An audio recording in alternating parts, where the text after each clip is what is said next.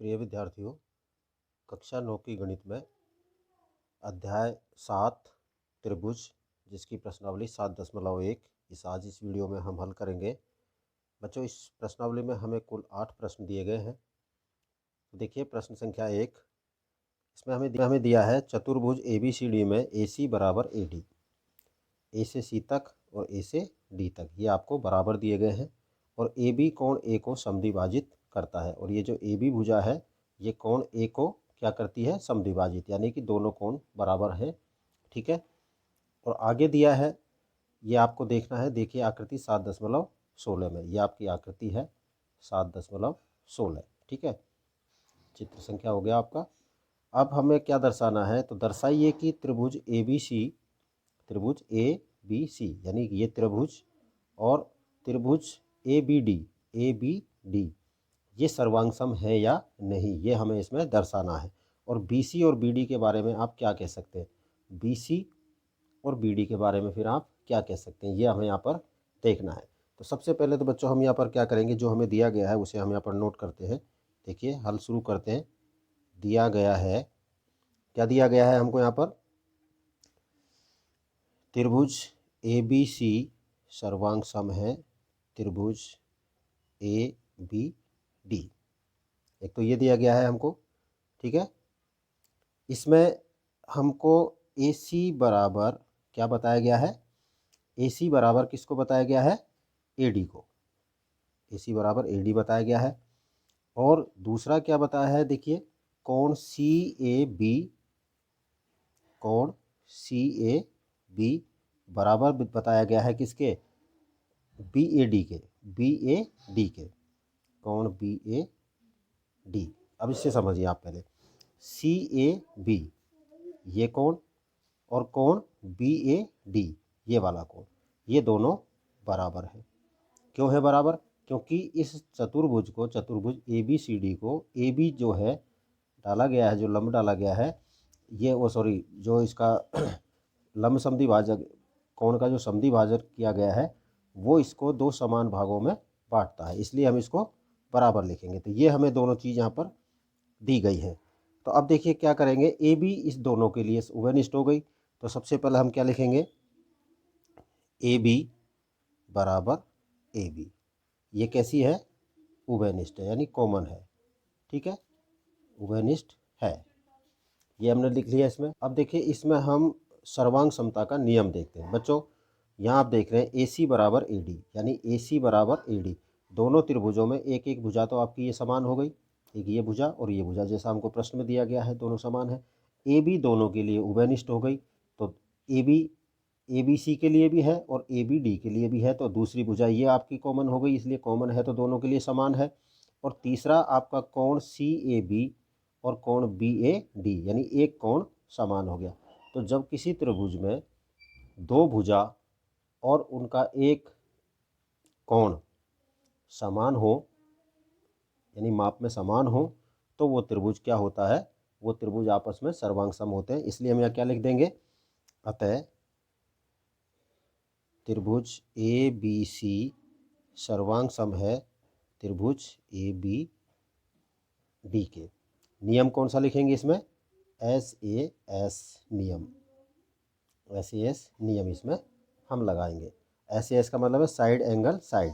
देखिए साइड दोनों हो गई, एंगल और ये साइड दोनों के लिए है, उभयनिष्ठ है, इसलिए यहाँ पर आपका ये SAS का नियम लगेगा। ठीक है, इस प्रकार से आपके ये दो त्रिभुज सर्वांग सम है।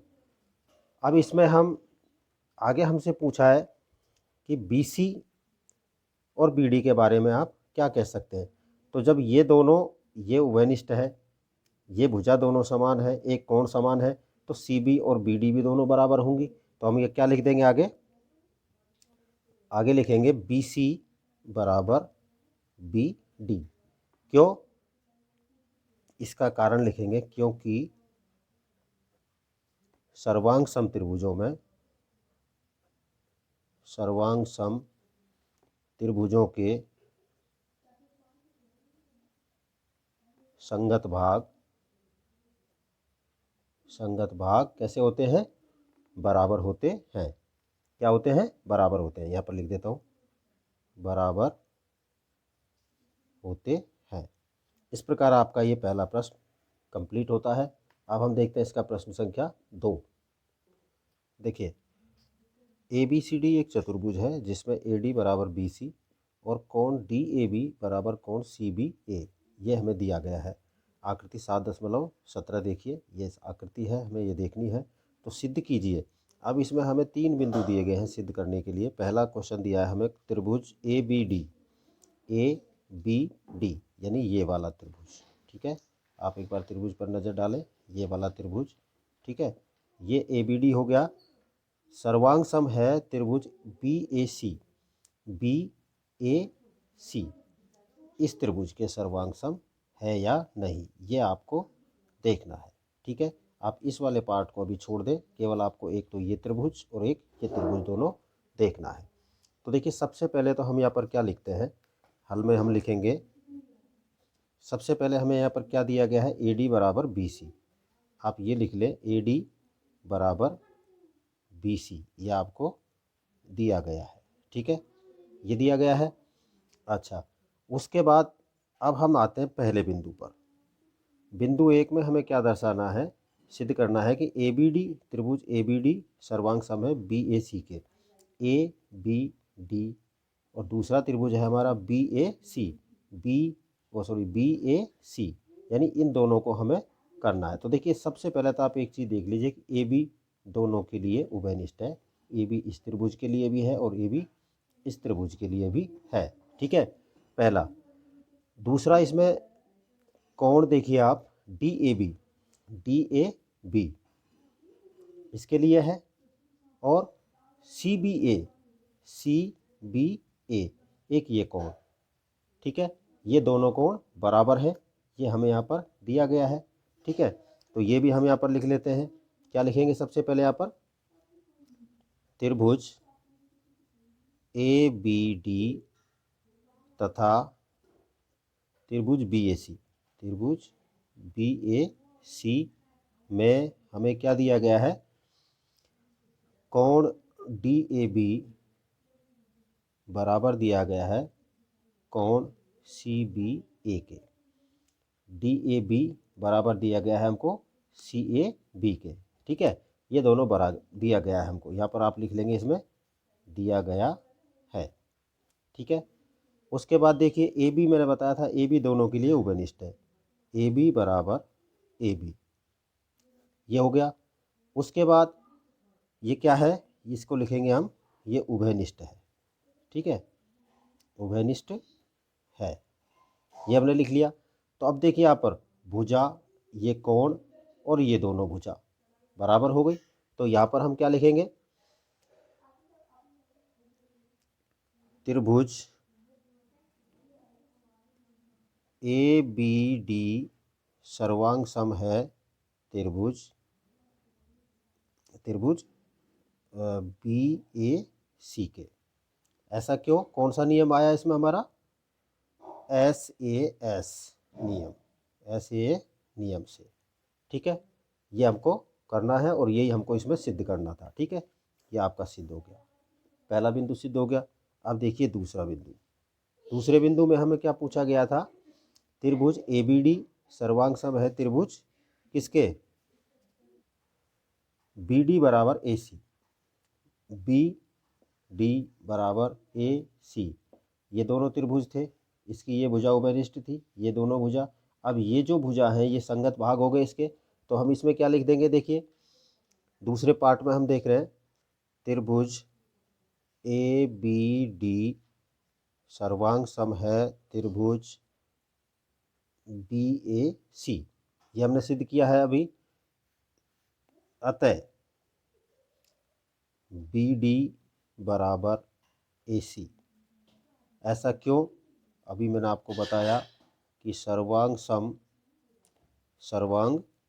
सम त्रिभुजों के संगत भाग बराबर होते हैं, ठीक है। ये हो गया। तीसरा भाग देखिए, तीसरे भाग में हमको क्या करना है, कोण ABD बराबर है कोण BAC के, ये आपको सिद्ध करना है। कोण ए बी डी बराबर कोण बी ए सी। अब इन कोण पर आप एक बार नज़र डालें, ये कोण है कौन से। देखिए त्रिभुज है हमारे पास ए बी डी और बी ए सी।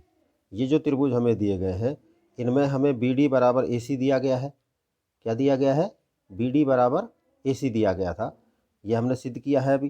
तो अब देखिए इसमें क्या करेंगे बच्चों, हम त्रिभुज ए बी डी तथा त्रिभुज बी ए सी, इसमें ए डी बराबर बी सी दिया गया है। क्या दिया गया है? ए डी बराबर बी सी, ये आपको दिया गया है, दिया गया है ना। अच्छा, दूसरा कोण डी ए बी बराबर कोण सी बी ए, ये हमें दिया गया है, प्रश्न में दिया गया था। डी ए बी और सी ए बी प्रश्न में हमको दिया गया था। आप देख लें एक बार दोबारा से इसको, देखिए ये प्रश्न में दिया गया है डी ए बी बराबर सी बी ए, तो ये भी आपका हो गया। ए बी दोनों में उभयनिष्ठ थी, ए बी बराबर ए बी, ये कैसी थी? उभयनिष्ठ है, ठीक है, उभयनिष्ठ है। तो भुजा कोण भुजा सर्वांग सम गुणधर्म से अब क्या करना है हमको इसमें, अब लिखेंगे भुजा कोण भुजा सर्वांग समता गुणधर्म से त्रिभुज ए बी डी बराबर सर्वांग सम त्रिभुज बी ए सी, ठीक है। इसलिए बी डी बराबर ए सी, बी डी बराबर ए सी, ये दोनों आएंगे, ठीक है। और ए बी डी, और उसके बाद और लिखेंगे और कोण ए बी डी बराबर कोण बी ए सी, यही हमको निकालना था। अब ये क्यों हुआ? सर्वांग सम त्रिभुजों के संगत भाग बराबर होते हैं, तो यहाँ लिखेंगे हम आगे सर्वांग सम त्रिभुजों के संगत भाग क्या होते हैं? बराबर होते हैं।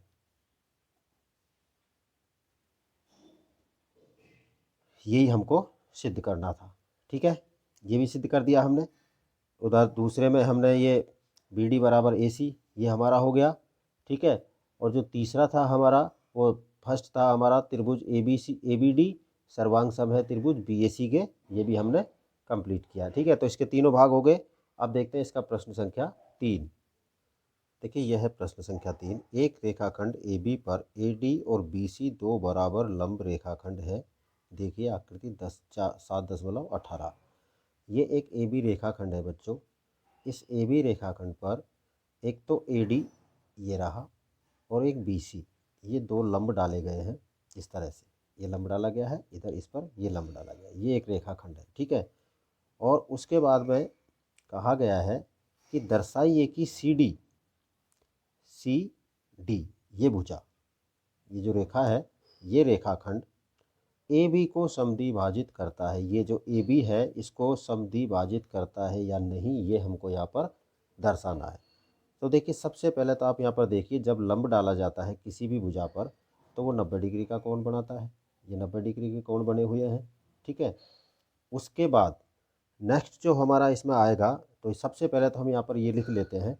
आपको दूसरी चीज़ और मैं बता देता हूँ, अगर हम इन लंब जो डाले गए हैं इनको हम इस तरह से आगे बढ़ाते हैं, देखिए आप इस तरह से हमने इसको आगे बढ़ाया, इस तरह से हमने इसको आगे बढ़ाया, तो ये कोण भी आपका 90 डिग्री होगा, इधर ये कोण भी 90 डिग्री होगा। अब ये दो समांतर रेखाओं के बीच, क्योंकि लंब हमेशा 90 डिग्री का कोण बनाता है, तो ये दोनों रेखा, अब बी सी को हम आगे बढ़ाते हैं और ए डी को हम इधर आगे बढ़ाते हैं, तो ये एक दोनों समांतर रेखा हो गई। और समांतर रेखाओं के बीच में ये जो तिर्यक रेखा है, अब इसको तिर्यक रेखा नहीं कहते, लंब डाला गया है, तो ये दोनों तरफ 90-90 डिग्री का कोण बनाती हैं, ठीक है। तो हम यहाँ पर क्या लिखेंगे? सबसे पहले लिखेंगे बच्चों त्रिभुज ए ओ डी और AOD, या बीच में O बिंदु रखा गया है, ठीक है, AOD और त्रिभुज BOC, ठीक है। इनमें क्या है, मैं कोण AOD बराबर कोण BOC, इसे देखिए आप, AOD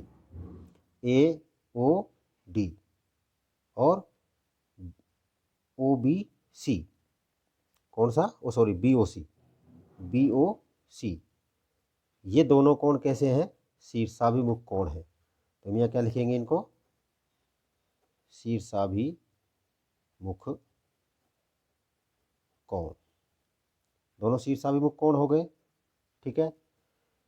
उसके बाद कोण DAO बराबर कोण OBC, कौन सा, OBC, देखिए DAO और OBC दोनों बराबर हैं, कितना है दोनों, प्रत्येक 90 डिग्री है, प्रत्येक 90 डिग्री, ये हो गया एक समानता इसके अंदर, यानी ये दोनों कोण बराबर हैं। आपने देखा जब लंब डाला जाता है तो 90 डिग्री का कोण बनता है, तो OBC और DAO दोनों 90 डिग्री हो गए। उसके अलावा और लिखेंगे, और क्या है, AD बराबर BC, A से D तक और B से C तक, ये बराबर है। ये ऐसा इस चित्र में दिया गया है, मैंने आपको लगाया नहीं था, इसमें दिया गया है, ये दोनों बराबर हैं, ठीक है। तीन चीज हो गई, ये भी हमको दिया गया है, या क्या लिखेंगे, दिया गया है, ठीक है। तो अब यहाँ पर बच्चों क्या हो गया, इसमें एक जो संबंध आपके सामने आया है वो निकल कर ये आता है कि त्रिभुज AOD सर्वांग सम है त्रिभुज किसके, AOD सर्वांग सम है OBC के, कौन से के, BOC के, त्रिभुज BOC। कौन सा नियम हो गया इसमें, इसमें हमारा नियम आएगा AAS नियम। अब AAS नियम क्यों आया, कौन कौन भुजा वाला नियम क्यों आया, देखिए ADBC दिया गया है, ये दोनों तो बराबर हो गए, एक कोण तो आपका ये बराबर हो गया इसमें, और एक ये दोनों शीर्षाभिमुख हो गए, कौन से, DOA, हमने लिखा था AOD, यानी ये कोण, और एक ये वाला कोण, कौन सा, BOC, दोनों कोण शीर्षाभिमुख कोण थे, तो एक समानता, दूसरा ये दोनों 90 डिग्री, दो, और तीसरा ये भुजा जो हमें दी गई थी, इस तरह हो गया। तो ये आपके नियम से सर्वांग सम हो गए दोनों त्रिभुज, अब सर्वांग सम हो गए। अब सर्वांग सम होने के बाद क्या है बच्चों, आगे OA और OB बराबर है, OA और OB भी बराबर आएंगे, OA बराबर OB, ये बराबर हो गए। अतः CD रेखाखंड, कौन सा, ये CD रेखाखंड AB को समद्विभाजित करती है, समद्विभाजित करती है, यही आपको इसमें दर्शाना था, ठीक है। इस तरह हमारा प्रश्न संख्या 3 कंप्लीट। अब देखते हैं प्रश्न संख्या 4। देखिए सवाल है, L और M दो समांतर रेखाएं हैं जिन्हें समांतर रेखाओं P और Q का एक अन्य युग्म प्रतिच्छेदित करता है। देखिए आकृति 7.19 में ये आकृति है, यहाँ पर L और M दो समांतर रेखाएं हैं, ये इनको एक दूसरा समांतर रेखाओं का युग्म है P और Q, ये दोनों इस तरह से इनको प्रतिच्छेद करते हैं, ठीक है। तो बच्चों देखिए यहाँ हम सबसे पहले हम ये देखते हैं कि AC जो खींचा गया है इसे हम थोड़ी देर के लिए भूल जाते हैं। तो आपको पता है कि जब दो समांतर रेखाओं के बीच में दो समांतर रेखाएं आपस में एक दूसरे को काटती हैं तो AD बराबर BC और AB बराबर CD, ये हमारे सामने रिजल्ट निकल कर सामने आता है, ठीक है। तो हम सबसे पहले यहाँ पर क्या लिखेंगे, एल एम समांतर रेखा जब अन्य समांतर रेखा पी क्यू द्वारा प्रतिच्छेदित की जाती है तो ए डी बराबर बी सी, ए डी बराबर बी सी और ए बी बराबर सी डी, ए बी बराबर सी डी, ये हमारे सामने इसका रिजल्ट आता है। ऐसा क्यों होता है? क्योंकि ए डी समांतर है बी सी के, ए डी समांतर है बी सी के और ए बी समांतर है सी डी के, ए बी समांतर है सी डी के। ठीक है, ये हमारे सामने यहाँ पर इसका निष्कर्ष निकलता है। तो अब देखिए हमें क्या सिद्ध करना है इसमें, त्रिभुज ए बी सी और त्रिभुज सी डी ए, इनमें क्या संबंध है, ये सर्वांग है या नहीं, ये हमको यहाँ पर सिद्ध करना है। तो अब यहाँ पर लिखेंगे, अब हमें क्या सिद्ध करना है, अब त्रिभुज ए बी सी और त्रिभुज सी डी ए बी सी, ये वाला त्रिभुज, अब हम इसी को यूज कर रहे हैं यहाँ पर, ए बी सी और सी डी ए, इनमें संबंध क्या है, ये हमें सर्वांग सम है या नहीं, ये हमें इसमें देखना है। तो इसमें देखिए हमें क्या क्या मिलता है, त्रिभुज सी डी ए में सबसे पहले हमें मिलता है बच्चों ए बी बराबर सी डी, ये हमने ऊपर सिद्ध कर लिया। ए बी बराबर ए बी बराबर सी डी, ए बी बराबर सी डी ये लिखा हुआ है। ठीक है, ये मैं लिख देता हूँ, ऊपर दिया गया है या ऊपर सिद्ध किया गया है। ठीक है, दूसरा बी सी बराबर ए डी, ये भी हमने ऊपर देख लिया, ऊपर दिया गया है। ठीक है, तीसरा ए सी दोनों त्रिभुज के लिए उभयनिष्ठ है, ए बी सी में भी है और सी डी ए में भी है, ए सी बराबर ए सी, ये क्या है, उभयनिष्ठ है। ठीक है, तीन चीज हमें मिल गई। अब हम क्या लिख सकते हैं यहाँ पर, अतः एस एस एस यानी भुजा भुजा भुजा सर्वांग समता गुण धर्म से कौन सा त्रिभुज, त्रिभुज ए बी सी सर्वांग सम है त्रिभुज सी डी ए, यही हमको सिद्ध करना था, यह सिद्ध करना था। ठीक है, इस तरह आपका ये प्रश्न संख्या 4 कंप्लीट। अब बच्चों शेष प्रश्न हम अगले भाग में करेंगे। ठीक है, थैंक यू।